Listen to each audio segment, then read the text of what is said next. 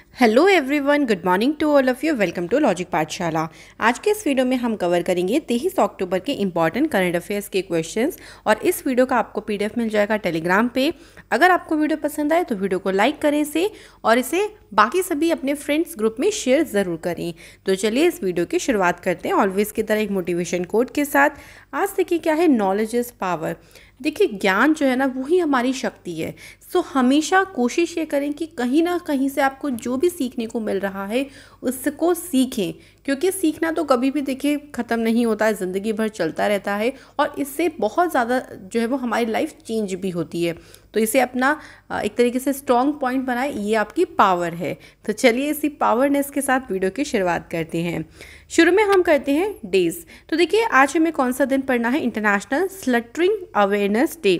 स्लटरिंग नहीं सही है, सॉरी फॉर दैट, स्टूटरिंग। तो ये होता है अंतर्राष्ट्रीय हकलाना जागरूकता दिवस। ये मनाते हैं 22 अक्टूबर को। इस बार जो इसकी थीम रही वो याद रखिएगा, speak the change you wish to see. कि आप जो भी चेंज चाहते हो उसको, तब आप जो भी चेंज देखना चाहते हो उसको स्पीक मतलब बोलो उस चीज़ को। तो यही इस दिवस की जो है वो थीम रखी गई है। आगे देखो, अगर हम बात करें क्यों बनाया जाता है, तो ये पब्लिक को अवेयर किया जाता है किस चीज़ के खिलाफ, हकलाने के बारे में। क्योंकि कई बार आपने देखा होगा कि बहुत लोगों के साथ ये प्रॉब्लम होती है और लोग इसका मजाक भी बनाते हैं, क्योंकि अवेयरनेस नहीं होती है ना लोगों के अंदर। तो इसी के बारे में जो लोग हैं उनको यहाँ पर जागरूक किया जाता है। 22 अक्टूबर यानी 1998 में 22 अक्टूबर को ये जो दिवस है इसको डिज़ाइन किया गया था, यानी इसको नामित कर दिया था कि ये 22 अक्टूबर को सेलिब्रेट किया जाएगा। ठीक है, तो क्लियर हो गया दिन। चलिए अब शुरू करते हैं इंपॉर्टेंट क्वेश्चंस के साथ। पहला क्वेश्चन है, देखिए हाल ही में देखिए कौन सी which will continue to remain in the increased monitoring grey list of global terror financing watchdog FATF यानी फाइनेंशियल एक्शन टास्क फोर्स, ये इसकी फुल फॉर्म होती है। तो देखिए इसमें जो है वो बढ़ी हुई निगरानी में ग्रे लिस्ट में बताना है कि कौन सी कंट्री है जो अभी ग्रे लिस्ट में ही बरकरार रहेगी। सो यहाँ पर आंसर हो जाएगा Pakistan is the correct answer.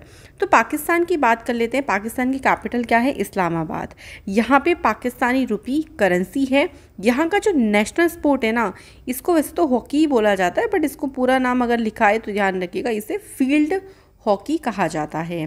Pakistan को देखो जो ये पेरिस बेस्ड FATF की ग्रे लिस्ट है ना, उसमें अभी कंटिन्यू रखा गया है और 2018 से ही जो है वो पाकिस्तान अपनी मनी लॉन्ड्रिंग की वजह से या एंटी मनी लॉन्ड्रिंग की वजह से इस लिस्ट में अभी तक बरकरार है। सिर्फ पाकिस्तान ही नहीं, उसके अलावा देखो जैसे जॉर्डन, माली, टर्की भी जो है वो FATF की लिस्ट में शामिल हैं। सो पाकिस्तान यहाँ पे आपको ध्यान रखना है। क्लियर हो गया। चलिए अगले क्वेश्चन की तरफ आगे बढ़ते हैं। अगले क्वेश्चन में देखो क्या बोला गया है, which of the following were among 11 countries. इन जो आपको ऑप्शंस दिए गए हैं इनमें से कौन से उन 11 देशों में से थे जिन्हें अमेरिका खुफिया एजेंसी ने हाईली वनरेबल यानी अत्यधिक असुरक्षित घोषित किया था। सो अमेरिका की जो इंटेलिजेंस एजेंसी है उन्होंने अफगानिस्तान, इंडिया भी इसमें शामिल है याद रखिएगा, और पाकिस्तान, तीनों को ही उन 11 कंट्रीज़ में शामिल किया है। और यहाँ पर देखिए आपका जो आंसर हो जाएगा वो ऑल ऑफ द अबव हो जाएगा। बात करते हैं उन 11 कंट्रीज़ की, तो 3 तो आपको पता चल गए, अफगानिस्तान, इंडिया और पाकिस्तान। इसके अलावा इसमें Myanmar, Iraq, north Korea, Guatemala, Haiti, ये सभी कंट्रीज़ भी जो है वो उन 11 कंट्रीज़ में शामिल हैं। तो देखो जो अमेरिका की जो एजेंसी थी ना, उन्होंने क्या पता लगाया कि ये जो कंट्रीज़ है ना, ये अभी प्रिपेयर नहीं थी किस चीज़ को लेके, एनवायरमेंटल और जितने भी सोसाइटल क्राइसिस हो रही हैं क्लाइमेट चेंज की वजह से, तो उन सभी पर रिस्पॉन्ड करने की जो उनकी एबिलिटी होती है ना, उस मामले में बहुत ज़्यादा कमज़ोर ये कंट्रीज़ थी। और यही जो है वो इस एजेंसी के द्वारा बताया गया, जिसमें 11 कंट्रीज़ में से इंडिया भी शामिल है। तो आप लोगों से इंडिया से पर्टिकुलर क्वेश्चन यहाँ से पूछ सकते हैं, तो ये आपको ध्यान रखना है।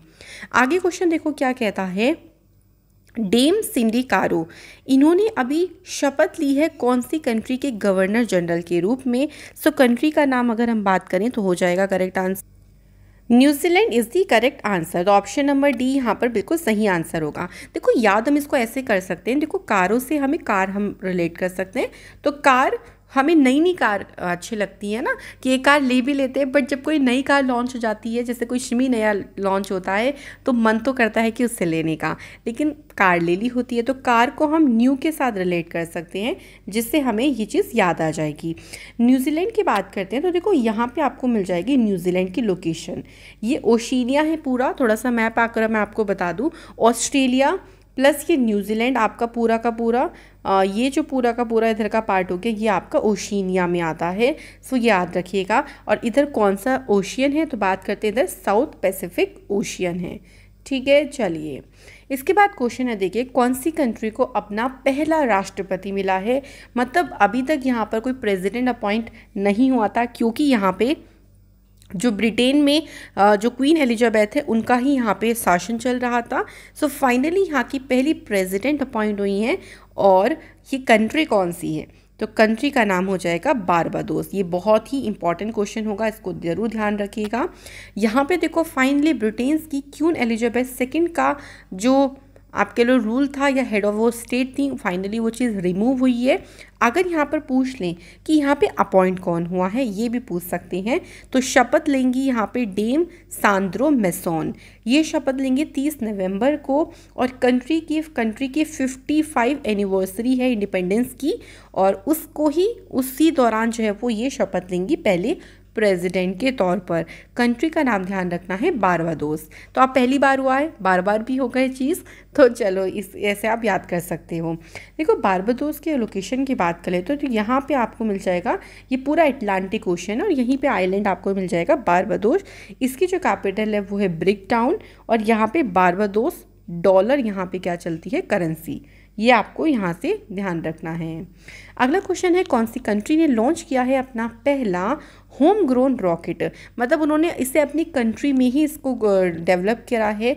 और बात करते हैं यहाँ पर कंट्री की, सो साउथ कोरिया यहाँ पर जो है वो बिल्कुल सही आंसर हो जाएगा। अच्छा, ये जो रॉकेट है इसका नाम क्या रखा गया है, ये क्वेश्चन भी पूछ सकते हैं, तो इसका नाम है नूरी। ठीक है, ऐसा भी बन सकता है कि साउथ कोरिया ने अपना खुद का जो रॉकेट है वो डेवलप करा है, स्पेस रॉकेट, उसका नाम बताओ, तो नूरी हिंदी में इस तरीके से हो जाएगा, नूरी इसका नेम है। इसको लॉन्च कहाँ से किया गया, तो नारो स्पेस सेंटर से इसे लॉन्च किया गया है। नूरी देखो कंट्री का पहला स्पेस लॉन्च व्हीकल है, और इसको डेवलप यानी इसको बनाया गया है, इसको बिल्ड किया गया है कम्प्लीटली साउथ कोरिया की टेक्नोलॉजी के द्वारा। तो ये कम्प्लीटली जो रॉकेट है वो साउथ कोरिया में ही बनाया गया है। अब देखो एक बहुत ही इंपॉर्टेंट क्वेश्चन, सबसे पहले चलो साउथ कोरिया की बात करते हैं। तो ये हाँ साउथ कोरिया, ये है नॉर्थ कोरिया। साउथ कोरिया की जो कैपिटल है वो सियोल है, और साउथ कोरियन वोन यहाँ पे करेंसी है। अब एक क्वेश्चन ये बन जाता है कि बताइए कौन सी पैरेलल लाइन है जो नॉर्थ कोरिया और साउथ कोरिया को अलग करती है। सो याद रखिएगा ये है 38th पैरेलल लाइन। ये क्वेश्चन काफ़ी ज़्यादा एग्जाम के लिए इम्पॉर्टेंट है। आगे देखो क्वेश्चन क्या कहता है, इनमें से कौन सी कंट्री ने टॉप किया है फीफा मेंस रैंकिंग में। तो फीफा मेन रैंकिंग की बात करते हैं तो टॉप कौन सी कंट्री ने किया है, बेल्जियम ने किया है। इस लिस्ट में अगर हम सेकंड पोजीशन की बात करते हैं तो ब्राज़ील जो है वो इसमें दूसरे स्थान पर रहा। चलिए इंडिया की पोजीशन बात करते हैं, तो इंडिया को देखो इसमें पोजीशन मिली है 106 नंबर की। सो एक स्थान आगे बढ़कर 106वें स्थान पर इंडिया जो है वो पहुंच गया है। वहीं अगर हम एशिया रीजन में हाईएस्ट रैंकिंग की बात करते हैं तो जितनी भी एशियन कंट्रीज़ हैं उसमें ईरान सबसे ऊपर है, जो कि 22nd पोजीशन पर है फीफा की मेन रैंकिंग में। ये रैंकिंग्स देखो चेंज होती रहती हैं, तो जब भी आपका एग्ज़ाम हो ना, आप उससे पहले एक बार इन रैंकिंग्स को पढ़ के ज़रूर जाएं, क्या पता कोई एक आध रैंकिंग चेंज हो गई हो। सो ये आपको थोड़ा सा ध्यान रख के जाना है। अगला क्वेश्चन देखो क्या है, how many Saksham centres were launched as a part of Amrit Mahotsav. कितने सक्षम सेंटर को लॉन्च किया गया है, तो अगर हम बात करें कितने, तो टोटल 152 सेंटर्स को लॉन्च किया गया। ये जो टोटल 152 सेंटर्स हैं इनको अक्रॉस दी 77 डिस्ट्रिक्ट यानी 77 जिलों में 13 राज्यों के 77 जिलों में इन्हें लॉन्च किया गया। किस योजना के तहत, दीनदयाल अंत्योदय योजना के तहत।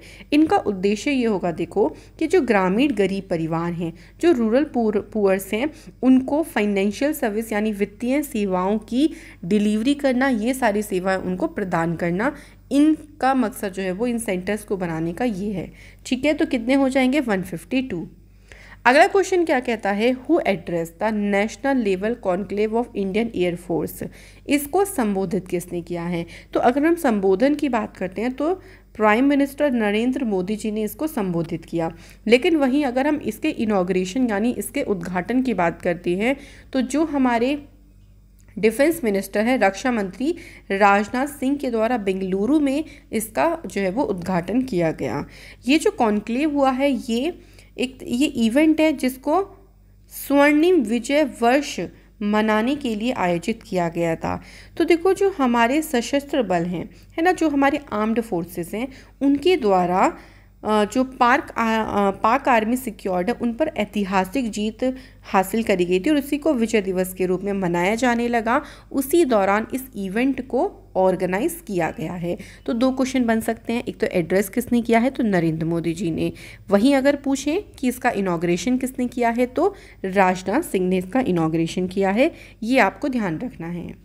अगला क्वेश्चन है, देखो इंडिया ने कौन से रैंक सिक्योर करी है, किस चीज़ में बताना है, world justice project rule of law index में। तो इंडिया की जो रैंक रही है वो 79 नंबर की रही है। टोटल कितनी कंट्रीज़ थी इसमें, 190 और 139 कंट्रीज़ थी। अगर हम टॉप पोजीशंस की बात करते हैं तो देखो डेनमार्क पहले नंबर पे है, नॉर्वे सेकंड पे है, फिनलैंड थर्ड पे है और इंडिया की रैंक ध्यान रखिएगा 79 नंबर की जो है वो इंडिया की रैंक है। देखो रैंकिंग अभी हाल फिलहाल में कौन कौन सी आई है मैं आपको रिवाइज करा देती हूँ। अभी हमने करा था ग्लोबल हंगर इंडेक्स। अगर हम हंगर इंडेक्स में बात करते हैं तो इंडिया की जो रैंक रही है वो इसमें 101 नंबर की रही। ठीक है, लास्ट ईयर 94 नंबर की थी। इसी में अगर हम बात करें टॉप पोजीशन किसने हासिल करी है तो चाइना, इसी के साथ साथ कुवैत और ब्राज़ील, ये टॉप पोजीशन पर रहे। इसके बाद अगर हम बात करते हैं तो प्रेस फ्रीडम इंडेक्स में अगर हम बात करें, ये बहुत पूछा जाता है प्रेस फ्रीडम इंडेक्स, इसमें भारत की जो रैंक रही वो 142 नंबर की रही। और कौन सी कंट्री ने इसमें टॉप किया है तो नॉर्वे इसमें पहले नंबर पे था। इसमें एक और ध्यान रखो world happiness index, happiness index में इंडिया की रैंक थी 139 नंबर की। टॉप कंट्री में कौन सी है, फिनलैंड ने टॉप किया है। तो ये सारी रैंकिंग्स के बारे में आप ध्यान रखिएगा। चलिए अगले क्वेश्चन पे बढ़ते हैं। कौन से राज्य ने आईटी विभाग के लिए 2 वेब पोर्टल्स को लॉन्च किया। इन वेब पोर्टल्स का नाम है, पहला है ई मुनेत्रम, सेकंड है देखो आईटी नानबन। ठीक है, स्टेट कौन सी हो जाएगी तो देखो तमिलनाडु यहाँ पर आपका बिल्कुल सही आंसर होगा। हाल फिलहाल में देखो तमिलनाडु में आपको ध्यान होगा कि तमिलनाडु पहली कंट्री बनी थी जिसने 2 से लेकर 18 साल तक के बच्चों के वैक्सीन्स को शुरू किया और तमिलनाडु ही प्रेग्नेंस वुमेन की वैक्सीनेशन को शुरू करने वाला पहला राज्य था। इसके अलावा तमिलनाडु का करुपुर कलमकारी पेंटिंग्स और कल्लाकुरुचि वुड कार्विंग को हाल ही में जीआई टैग दिया गया था। यहाँ पे ऑप्शन है देखो मध्य प्रदेश। मध्य प्रदेश ने पंख योजना को शुरू किया था। मध्य प्रदेश के द्वारा ही सांस कैंपेन को शुरू किया। मैं थोड़े से पुराने आपको बता रही हूँ ताकि रिवाइज हो जाएं। एक मास्क अनेक जिंदगी कैंपेन यहाँ पे शुरू किया गया और रोको टोको कैंपेन भी कहाँ का है, मध्य प्रदेश का है। हाल ही में ध्यान रखो ये सारी चीज़ें। ठीक है, चलिए इसके बारे में बात करते हैं। तो यहाँ पे देखो 2 तो वेब पोर्टल्स को लॉन्च किया गया। इसके अलावा कुछ सॉफ्टवेयर हैं जैसे खीजदी कीबोर्ड हो गया और तामीज़ी ये कन्वर्टर है, इसको भी साथ ही साथ में लॉन्च किया है। तो आईटी सेक्टर्स के लिए जो है वो इनको लॉन्च किया गया।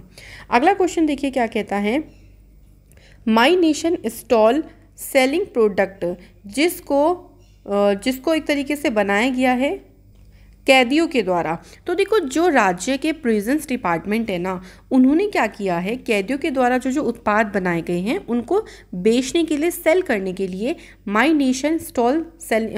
नेशन नाम से जो स्टॉल है इसको स्थापित किया है। तो यहाँ पे स्टेट का नाम हो जाएगा देखिए तेलंगाना स्टेट में। तो तेलंगाना स्टेट का जो प्रिजन डिपार्टमेंट है उनका उद्देश्य देखो क्या है, उनका उद्देश्य ये है कि शीर्ष उपभोक्ता सामान की कंपनियों के साथ एक तरीके से प्रतिस्पर्धा लेके चलना, कि हम उन कंपनियों को भी टक्कर दे सकते हैं और जो जेल के कैदी हैं उनको भी एक तरीके से वर्क मिल जाएगा और ये धीरे धीरे करके वो चीज़ों में आगे बढ़ सकते हैं।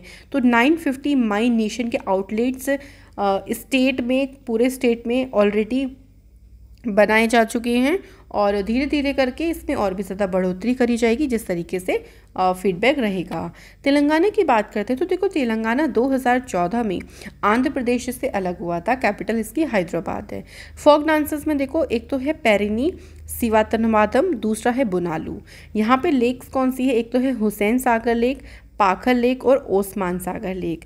फेस्टिवल में देखो बाटू कम्बा बनाया जाता है यहाँ पर, जो मेन है वो बता देती हूँ, बुनालू ध्यान रखो, और यहाँ पे पीरला पांगदुगा ये ध्यान रखो। तो ये 3 इंपॉर्टेंट है, ध्यान रखिएगा। आगे देखो कौन सी म्युनिसिपल कॉरपोरेशन है जिन्होंने लॉन्च किया है सर्वे for geographic information system mapping of the city. अब बताना है कि इसको लॉन्च कौन सी कॉरपोरेशन ने किया है, तो आंसर हो जाएगा श्रीनगर म्युनिसिपल कॉरपोरेशन के द्वारा इस सर्वेक्षण को शुरू किया गया। यह स्मार्ट सिटी प्रोजेक्ट के तहत इसको शुरू किया है श्रीनगर के म्युनिसिपल कॉरपोरेशन ने।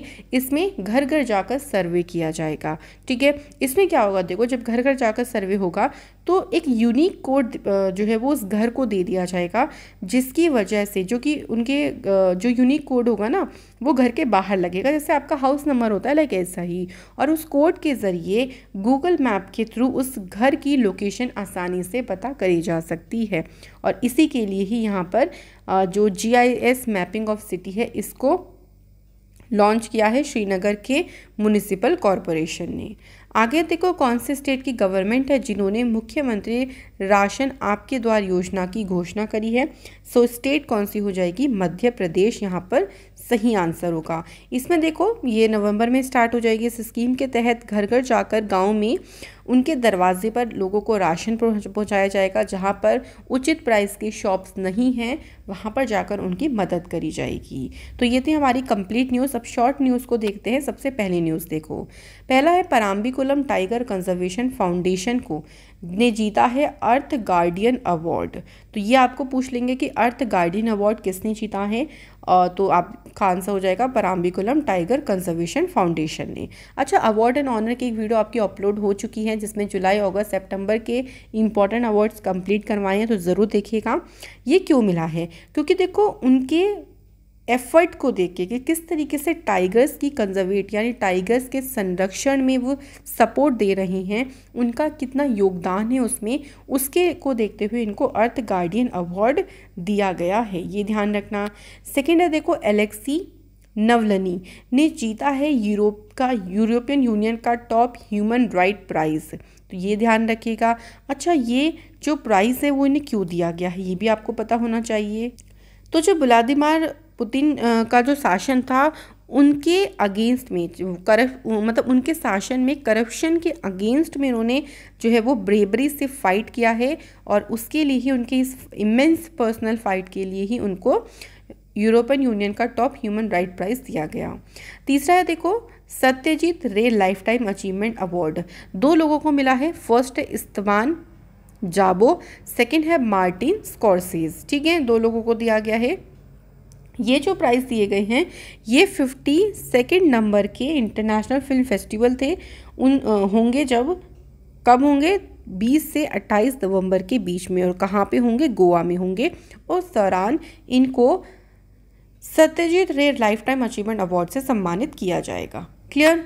आगे है देखो डॉक्टर अष्टा प्रभु ने जीता है मिस इंटरनेशनल वर्ल्ड 2021 का खिताब, और पहली बार इंडिया के द्वारा ही इस टाइटल को जीता गया।